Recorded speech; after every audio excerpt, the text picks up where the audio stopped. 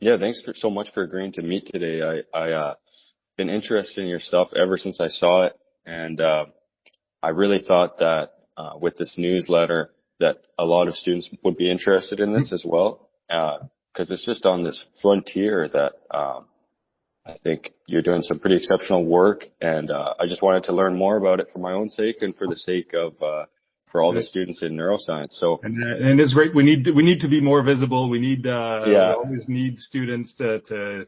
We're hoping to hire a lot in the next few years, so we need to make the project more visible and have students excited about it. totally. I think students will be pretty excited about it for sure. I wanted to kind of start and just ask you, so I know you were working at McGill, and I Yep. wanted to ask you how you transitioned from academia more into the industry side. Yeah, well, so I did my PhD at McGill. I finished in 2012. So I've actually been at UBC for 12 years as a postdoc and research associate. Well, doing that for 10 years and transitioned to industry 2 years ago. I mean, it's an interesting switch. I mean, I've talked about that with a lot of students through like panels and mentorship type of programs. And one thing that I always say is that there's a lot of similarities. I mean, we're well trained after doing a PhD and postdoc and research associate, where you become kind of more senior and you start supervising groups, supervising teams, managing, writing grants, managing budgets. It's very similar to what we need to do now with our biotech. The transition itself was, I mean, it's a lot of fun. I'm really happy with the move that I made. I mean, just a little bit on the story. It actually started as, for most biotechs, it started as an academic project. And one important thing for students and postdocs that what led to this project was collaborations. And I always say that collaborating with as many labs as possible is super important, because it exposes you to different technologies and different sectors, different areas. For this, so I've always been a brain guy. I've done PhD in neuroscience, postdoc in neuroscience on like cellular and molecular basis of brain diseases in general, mostly neuroinflammation, but how it plays a role in Alzheimer's, multiple sclerosis, stroke, tons of different things. And it started as what spun off as Circura started as a project with Peter Cullis in the LSI, who's not, well, he doesn't do neuroscience at all. He's just an LNP RNA guy. And we started collaborating 5-6 years ago, trying to adapt LNP RNA, so his technologies, for the brain specifically. And it worked out really well from the start, both from a discovery academic aspect, but very quickly we realized that there was a lot of commercial potential. That was around the time where the COVID vaccines were coming out, and it's clear that it's a very translational technology that can be hopefully moved to the clinic fairly quickly. So we very rapidly spun the project into spinning out a company and trying to keep developing it within the confines of a company versus just publishing data all the time. So I mean, on the science side, the science is still fairly similar. We're still developing a technology within, it's all in vivo mouse and rat experiment. The experimental plans are, we have a team we're about 8 right now. So it's very similar to running a lab, which, so basically what I've been saying to a lot of people is that the academic training that we have trains us really well for that life. And it's not that big of a jump. It's a big jump, and it's a super positive jump in terms of how the objectives are managed. It's really, I find it a lot more motivating to move into something that's potentially translational, that potentially will help people. And, it's easier to see that we may make a difference someday. When we work in academia on projects that are usually very specific, you become very focused on one little protein or one little cellular process, and you think that this is important, and it is, but you're really to see when you explain that to a layperson or you talk to your grandparents about what you're doing, it's usually an academic project. They don't understand anything. But when you move to the industry, at least there's always an objective that needs to be stated, that it needs to become a drug, at least in the therapeutic space. And it makes it a lot more kind of reachable and easy to explain and more motivating that way. Yeah, I imagine that having that tangible goal and being able to actually help people and see that within your reach would be a lot more motivating for you to do the work.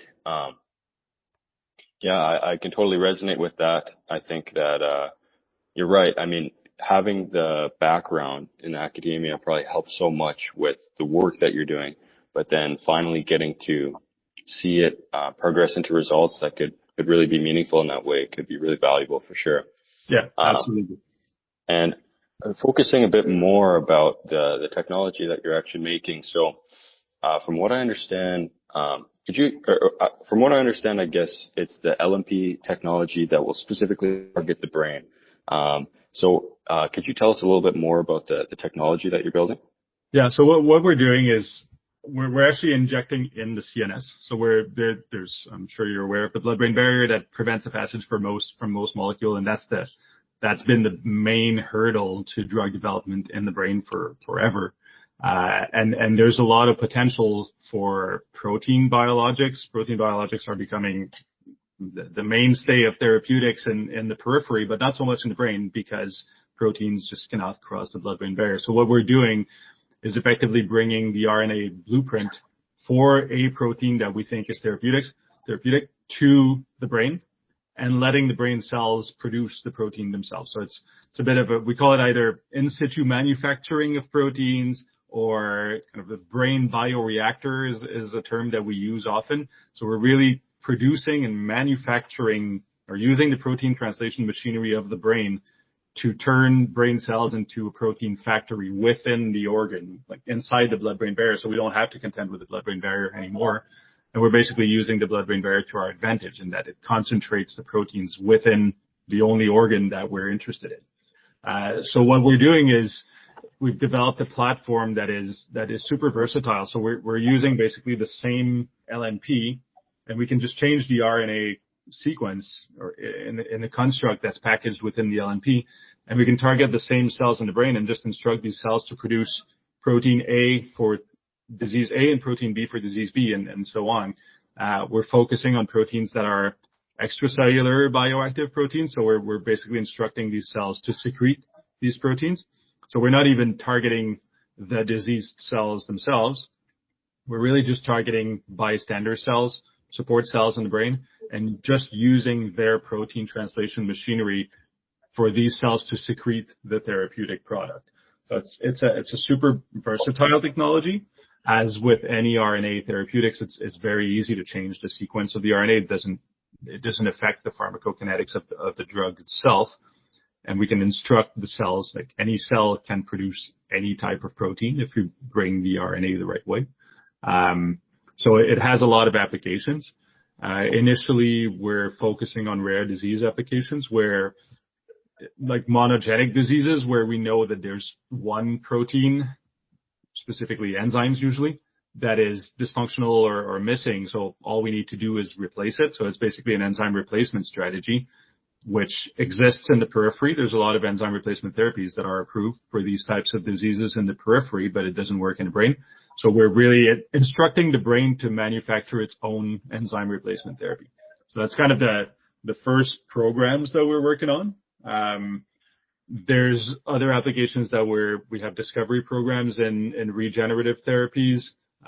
So we're thinking specifically growth factor supplementation. So, BDNF, GDNF, NGF, these types of growth factors that if they were delivered the right way to the brain, it would be beneficial in a lot of applications, whether it's neurodegeneration and Alzheimer's or even Parkinson's, or for support regeneration after injuries as well, like stroke or spinal cord injuries.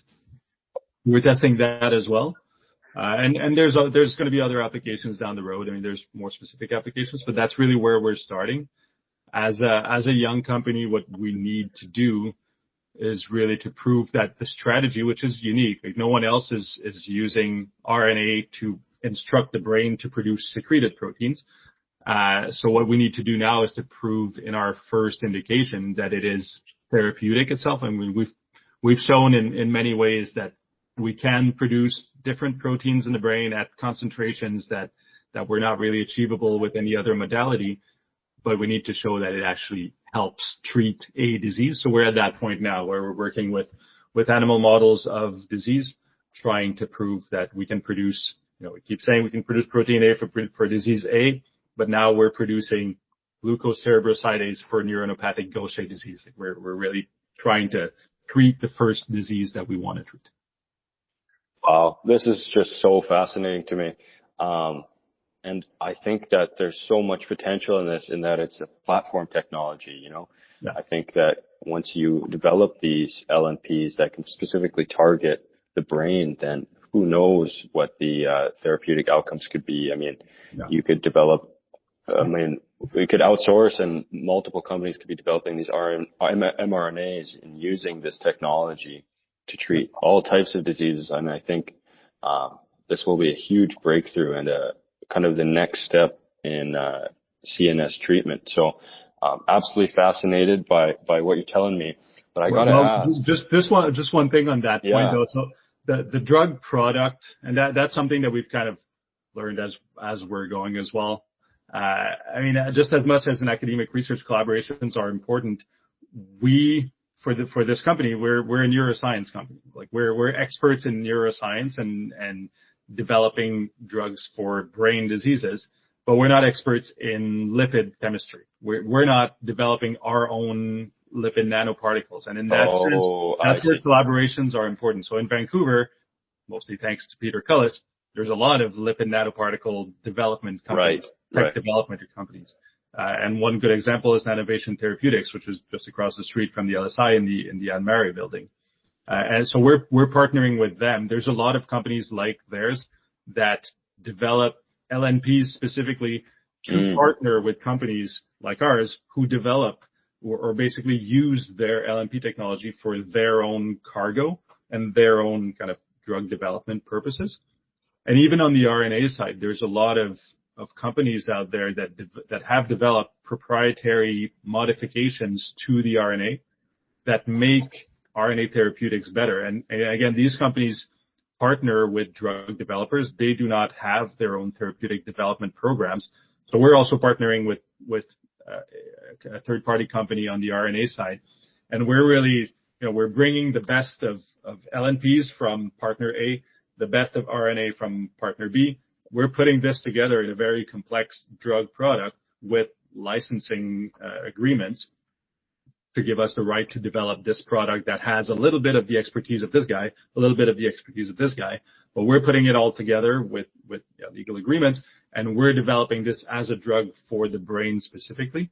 And there's it's just one thing that the industry has moved towards. There's a lot of partnerships like this that are necessary because everyone has their little bit of expertise that they patent or they make proprietary in some way. And you have to access that. And it just doesn't make sense for a company like ours to try to have our own expertise in lipids, which is, it's extremely complicated to develop better LNPs than a company that solely does that. It's extremely complicated to develop novel RNA modification versus a company that only does that. So it's much easier and much more efficient for everyone to get these things together. And we're doing the drug development. And again, there's a lot of companies or tech developer companies that do just this. Like they just develop a better lipid for an LNP and they license that to a company that uses this lipid to turn it into a drug that does some kind of therapeutic efficiency. Right? So our IP, and that's also one thing that's actually one thing that I think academia doesn't do well. We really don't learn a lot. We haven't learned a lot about IP and IP ownership and how IP is important in drug development and in translational science in general. So that was, I would say, wasn't a question here, but I would say that's always been the biggest hurdle in the transition between academia and industry. Thank you so much for clarifying that. I think from what it sounds like is collaboration is key. Yeah. If you want to develop these therapeutics, you can't do it alone. You need the expertise from company A, company B, company C. Um, and I think you bring up a really good point with the IP as well. I think that it's really important for people in academia to kind of understand how it works, learn about it. Um, for drug development especially. And so I wanted to ask you, actually previously on the newsletter, we interviewed Dr. Tom Madden Yeah. from Acunius Therapeutics, and I know they have pretty advanced LNP technology. And one thing I was asking him about is LNPs in the brain, and they couldn't figure out a way for the LNPs to actually attach and get into the brain. So I was wondering what you guys do differently and how you can actually access that blood-brain barrier. Well, that's an important consideration here. So far we're not crossing the blood-brain barrier. So we're injecting in the CNS. So you inject directly. Yeah, we're bypassing Okay. the CNS. We've gone through like 3 years of screening different types of formulations and different types of lipids with our partners. Yeah. We found a formulation that reaches and targets the cells that we want with the right distribution within the brain. Yeah. And we've actually tested some of Acuitas commercialized lipids, and it works in some way, but we've screened it. Sorry, I'm just reading a text here. We've gone through a process of screening to really make ours and optimize our LNP, and we're still doing that. I mean, the optimization is ongoing and will probably be ongoing forever because there's new developments in these fields that occur every week, right? But crossing the blood-brain barrier, I mean, we actually have one project trying to cross the blood-brain barrier. It is not our main program for now. There's a lot of challenges in crossing the blood-brain barrier. A lot of companies have tried, and there's been very little success in that sense. So right now we're basically focusing on our primary strategy of going directly in the brain, and we're focusing on indications that are severe enough to warrant that type of injection, which is actually not that bad. I mean, we've talked to a lot of neurologists and neurosurgeons. It's not it is definitely invasive, but there's tons and tons of diseases where it would definitely be warranted. There's devices that exist to basically make a link between a little reservoir that's kept outside of the brain and linked to the cerebroventricular system, where you can implant that and keep that for forever, presumably. And then the reinfusion is actually fairly simple. It's just a nurse who just does a little injection. You don't have to go in the brain every time. And that technology is also improving every year, right? So I mean, it's more of a business decision into which market and which indication we're going to with the characteristics of our treatment. It needs to match. Obviously, if we had something that can be given, like we're very far from a pill you're going to take at home. So you need to, we're not going to try and treat light headaches, let's say. It needs to be diseases that are severe enough. Well, that's really fascinating. So, what you're saying is basically there will be some type of implant that's directly connected to your CSF fluid, and then it will be consistently circulating the medicine through your CSF, and that way accessing your brain. It's not going to be continuously. It's still something that would be given every month, for example. The implant would stay there, and that's really just for the direct brain injection. We're also trying intrathecal injection, so you can access the CNS in less invasive ways, like an epidural. If you go a little deeper than epidural, right. What's used for a spinal tap, that's actually accessing the CSF, right? You can do CSF lumbar punctures, which are a lot less invasive. That still gives you access to the same compartment. So we're also testing that. And we have one program testing crossing the blood-brain barrier as well. That the delivery route will change. I mean, we're still working preclinically here anyway. But it's just something we need to plan for the future, but it's not we don't see it as a barrier to entry to these types of therapeutic markets. Totally. I mean, yeah, I think you guys are doing the right thing, just kind of attacking from all angles and seeing what works the best. And so, as of right now, you guys are just mostly in animal models. Testing? Only Okay. only in animal models. Okay, so then just seeing if these LNPs will access into the brain cells, and then if you're actually getting the translation of those mRNA into the desired proteins.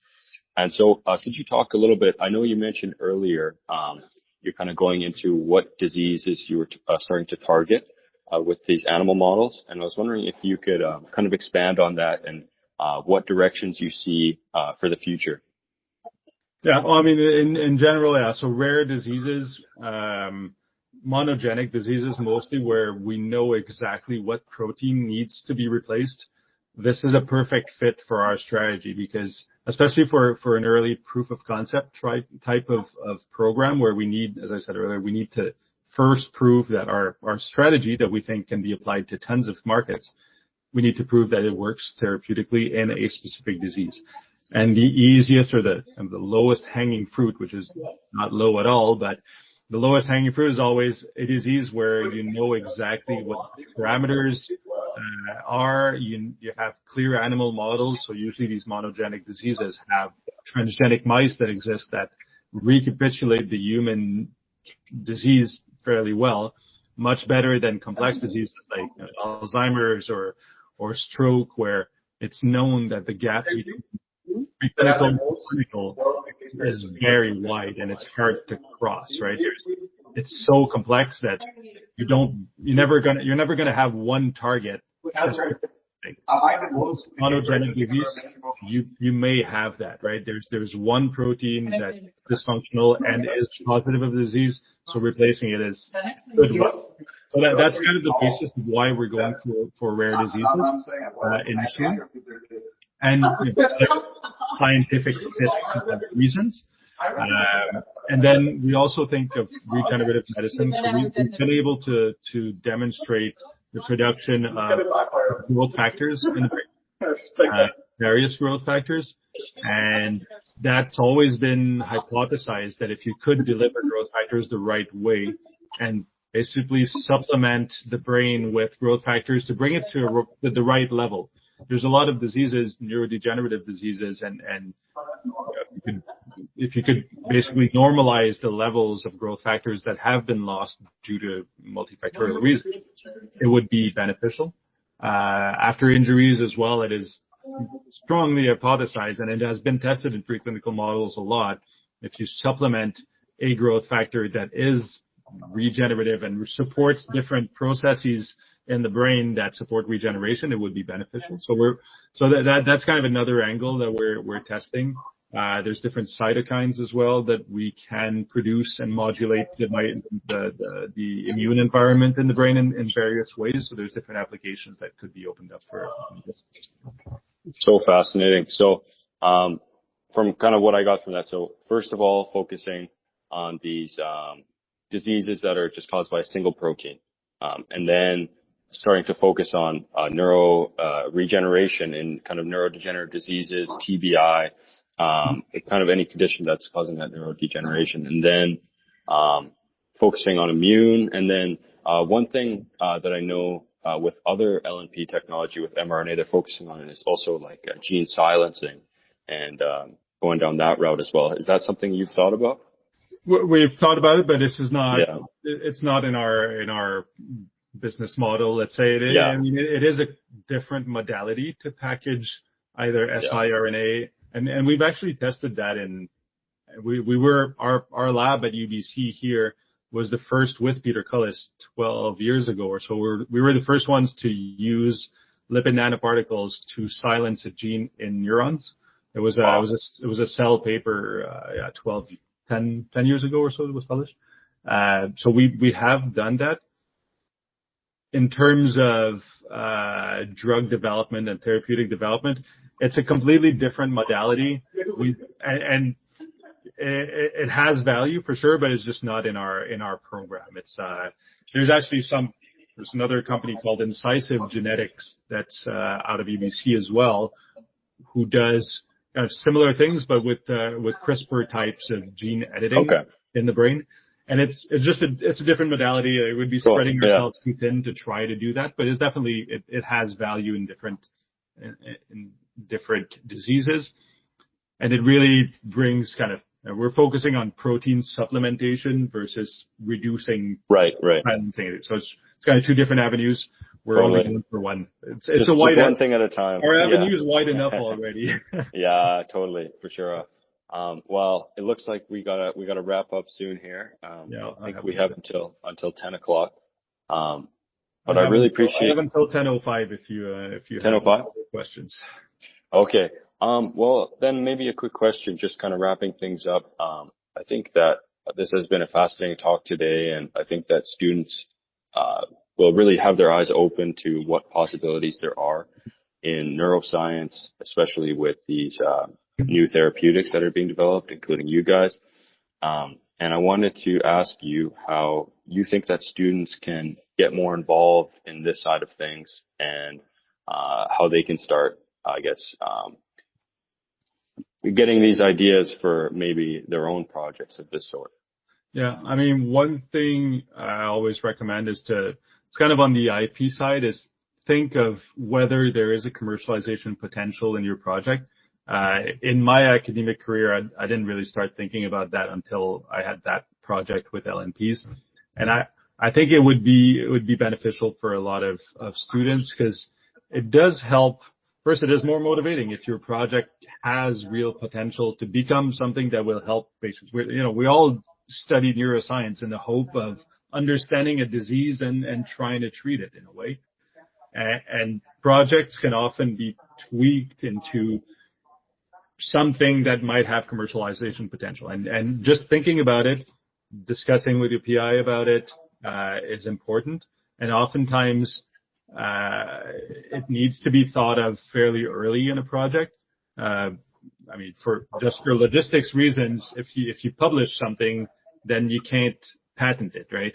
If it's public, then the commercialization potential of that, whatever discovery or invention, it makes it a lot harder, because if it is public, everyone can use it, then you can't claim any commercialization rights to it. So that's one aspect. And how to get involved. I mean, for example, just for us, we've been working with a few practicum students. So there's a lot of programs within. So one that we're working with 2 students right now that are 4th year students in the pharmaceutical science program in the Pharm Sci building. They have a practicum semester, so it's a full semester in their 4th year where they can work with a partner, and it can be an academic partner, but can be an industry partner as well. So we have 2 students working with us full time for a semester on specific projects, which is, it's basically an internship for them. There's volunteer positions as well. We have a few students, undergrad students, that started working with us last summer as volunteers. One of them transferred as a practicum student as well. There's a lot of programs out there like MyTax and BioTalent that can basically fund internships or practicum or co-op or whatever you're going to call it. There's always ways to get involved that way. And otherwise just, tweaking your project in a way that makes it, if industry is interesting to you and commercialization of technologies is interesting, there's often a way to angle projects towards something that may have potential on that side. Fantastic. Thank you for that answer. I think it summarizes really well how students can get involved.